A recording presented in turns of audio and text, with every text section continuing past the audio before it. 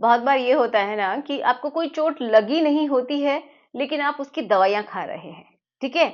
मतलब क्या है कि बहुत सारे लोग ऐसे होते हैं जिनको एक्चुअल में ईडी होती नहीं है, मतलब तनाव ना आने की प्रॉब्लम होती नहीं है, वहाँ पे कोई भी किसी तरीके का ब्लॉकेज नहीं है, ब्लड फ्लो प्रॉपर तरीके से हो रहा है, लेकिन फिर भी वो दवाइयाँ खा रहे हैं। फिर वो सोचते हैं कि हमें असर क्यों नहीं देखने को मिल रहा, हमें कोई रिजल्ट्स नहीं मिल रहे हैं। तो क्यों मिलेंगे आपको रिजल्ट्स? क्योंकि आपको पता ही नहीं है कि आपको प्रॉब्लम क्या है। क्योंकि हो सकता है कि ये जो प्रॉब्लम है ये आपकी ब्रेन से कनेक्टेड हो, मतलब आपकी साइकोलॉजिकल प्रॉब्लम हो, या फिर सिर्फ एक प्रेशर हो, मतलब परफॉर्मेंस एंजाइटी हो।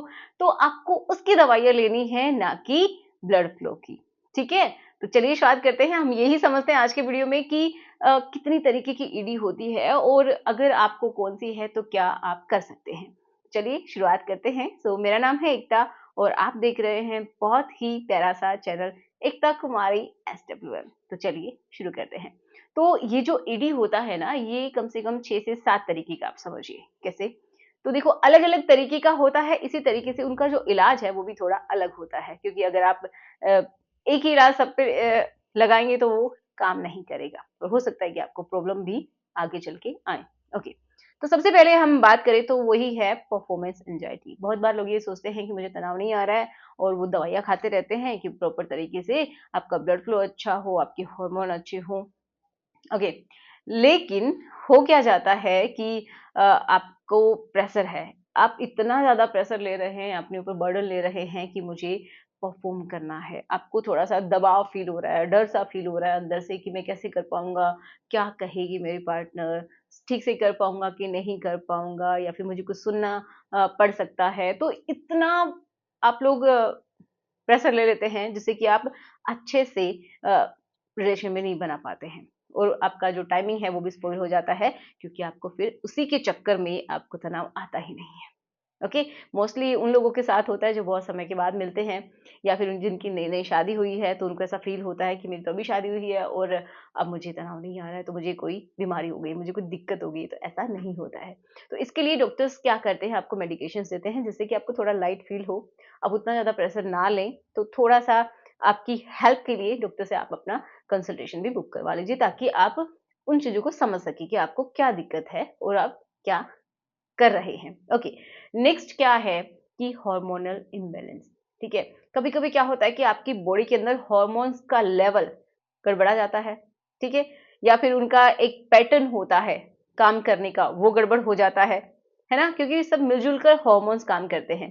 जैसे कि आपका टेस्टोस्टेरोन है, आपका कॉर्टिसोल है, आपका इंसुलिन है। तो ये जो आपके हार्मोन है ना, ये जब गड़बड़ होने लग जाते हैं, तो भी आपको ईडी हो जाता है। जैसे कि इंसुलिन में गड़बड़ आने लगती है, तो उसकी वजह से आपको ईडी होने लगता है। जैसे कि डायबिटीज़ हो जाती है बहुत सारे लोगों को, तो उनको भी प्रॉब्लम आती है ना? किसी को थायरॉइड की प्रॉब्लम हो जाती है, तो उनको भी दिक्कत आ सकती है। तो हार्मोन्स का भी बहुत ही बड़ा रोल होता है कि कब क्या करना है, किस तरीके से होना है। तो इसके लिए भी आपको डाइट अच्छा रखना है, एक्सरसाइज करनी है, और थोड़ा-सा अपने आप को काम रखने की कोशिश करनी है। ओके?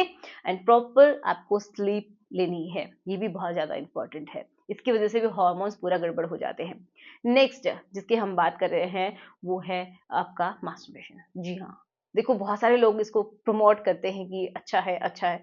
तो हम इसको गलत नहीं कह सकते, किसी भी चीज़ को आप पूरी तरीके से गलत या सही नहीं कह सकते, क्योंकि अगर आपको लत है ना, तो वो आपके लिए बहुत ही बुरी चीज़ है। क्योंकि देखिए, आप लत भी क्या है कि आप बार-बार पोर्न देख रहे हैं, अलग-अलग तरीके के वीडियोज़ देख रहे हैं, जिससे कुछ ही क्षण में आपको बहुत अच्छा लगता है, और फिर आप बिल्कुल लो फ़ील करने लगते हैं। तो अगर ऐसा बार-बार आप करते हैं ना, तो भी आपको ईडी की दिक्कत होने लगती है। आपको प्रॉपर तरीके से एक कनेक्शन फ़ील नहीं होगा अपनी पार्टनर के साथ, उसके साथ आप बहुत अच्छा-सा फ़ील नहीं कर पाएँगे, फिज़िकली भी उतना महसूस नहीं होगा आपको, क्योंकि आपने कभी-कभार बहुत ज़्यादा हार्ड कर लिया होता है, अपने हाथ से ही इतना ज़्यादा जो ग्रिप है उसको टाइट रखते हैं कि आपको जो नेचुरल जो तरीका है वो पसंद ही नहीं आता है। ऐसा मेरे पास बहुत सारे मेल भी आते हैं जो कि कहते हैं कि हमें पार्टनर के साथ अच्छा नहीं लगता है, हमें अपने आप ही अच्छा लगता है।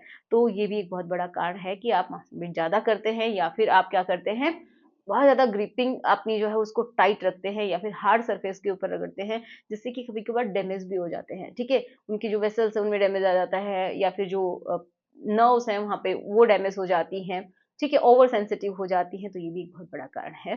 तो इससे आपको खुद ही बचना है, अपने आप को थोड़ा-सा अ, डाइवर्ट करके रखिए। बिजी रहिए। नेक्स्ट हम बात करते हैं वो है इंजरी। जी हाँ, देखिए इंजरी भी 2-3 तरीके की हो सकती है। आपके स्पेशली उस पार्ट में अगर इंजरी है, या फिर जो ब्लड को लेके आने के लिए जो आर्टरीज होती हैं, जो प्योर ब्लड को आपके उस हिस्से तक लेके जाती हैं, अगर उनमें इंजरी है या फिर उनमें स्वेलिंग है, उनमें किसी भी तरीके की दिक्कत है ना, तो भी आपको क्या नहीं होगा, ईडी हो जाएगी, मतलब आपको तनाव नहीं आएगा।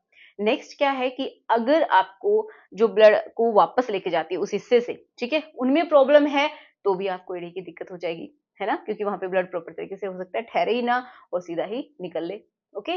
तो मतलब एक ब्लड को लेके जाते हैं, उसको ऑक्सीजनेटेड ब्लड होता है, प्योर ब्लड जो वापस जाता है उस हिस्से के उस हिस्से से निकल के, तो उसको बोलते हैं डीऑक्सीजनेटेड ब्लड या फिर इम्प्योर ब्लड भी आप बोल सकते हैं। तो उनको ले जाने के लिए वेन्स होती है, तो वेन्स में कोई दिक्कत हो सकती है। ओके? नेक्स्ट है कि आपकी जो नर्व्स होती हैं, उनमें कोई डैमेज हो गया है जिसकी वजह से आपको सेंसेशन फील नहीं होता है, तो ऑब्वियस सी बात आपको ईडी हो जाएगी, आपको समझ में नहीं आएगा, आपको फील ही नहीं होगा, तो आपका जो तनाव है वो भी नहीं आएगा। ओके, तो ये कारण हो सकते हैं। तो ये तो प्रॉपर तरीके से डॉक्टर ही चेक करेंगे, तभी आपको बता सकते हैं कि क्या कारण है। ओके, नेक्स्ट अगर हम बात करते हैं कि और क्या हो सकता है, वो है ट्रॉमा। ये भी बहुत ही अ, बड़ी बात है अगर कोई ठीक से समझे तो। देखो, ट्रॉमा 3 तरीके का हो सकता है, या तो आपको मेंटल लेवल पे है कि कोई आपको आप दुखी हैं, परेशान हैं, ठीक से मतलब आपका करने की इच्छा नहीं है, जो भी है, ठीक है, मेंटली है। एक है फिजिकली, एक है साइकोलॉजिकली। मतलब साइकोलॉजिकली क्या हुआ कि हो सकता है कि आपकी कोई हिस्ट्री रही हो जिसमें आपको ऐसा हुआ है कि आपका जब आप करने लगते हैं तो आपका तनाव चला गया हो, या फिर आपकी जो पार्टनर है उसने आपको बहुत बड़ा बुला कुछ, या फिर जो आपकी पार्टनर है उसने आपको बहुत ही कुछ गलत शब्दों में बोला हो कि आप नहीं कर सकते, या फिर जो भी है कुछ भी कहा हो, आपके जो अपीयरेंस है उसको लेके कुछ भी बोला हो, तो जिसकी वजह से भी ये कहते हैं ना हिस्ट्री अपने आप को दोहराती है, तो आपको फिर से तनाव नहीं आएगा। ओके, तो ये ट्रॉमा हो सकते हैं। फिजिकली ट्रॉमा जैसे कि आपको वहां पे कहीं पे भी चोट लगी हो, या फिर आपको आपके और जो ऑर्गन्स हैं जैसे कि किडनी में कोई प्रॉब्लम हुई हो, है ना, लीवर में कोई प्रॉब्लम हुई हो, और किसी भी बॉडी में अगर मतलब आपकी बॉडी में कहीं पे भी अगर आपको ट्रॉमा हुआ है, चोट लगी है, या फिर आप बहुत ज़्यादा दुखी हैं, किसी के साथ कुछ हुआ है, समझ रहे हैं? मतलब साइकोलॉजिकली आप बहुत ज़्यादा परेशान हैं, जिसकी वजह से भी उस टाइम से निकलने में आपके डॉक्टर हेल्प करेंगे, और आपको समझ सकते हैं कि उसकी वजह से भी आपको ईडी हो सकती है, ठीक है? तो इतने सारे कारण हो सकते हैं, तो आपको अपना कारण देखना है कि क्या है, तभी आपको प्रॉपर तरीके से राहत उस चीज़ से मिलेगी, ठीक है? तो चलिए मिलते हैं नेक्स्ट वीडियो में। आशा करूँगी आपको सब कुछ समझ में आया होगा। फिर भी कोई डाउट है तो कमेंट बॉक्स में लिख दीजिएगा, और वीडियो कैसा लगा ज़रूर बताइएगा। जिसके साथ आप कंफर्टेबल हैं उसके साथ शेयर कर देना, ठीक है? तो चलिए मिलते हैं नेक्स्ट वीडियो में। Thanks for watching, bye.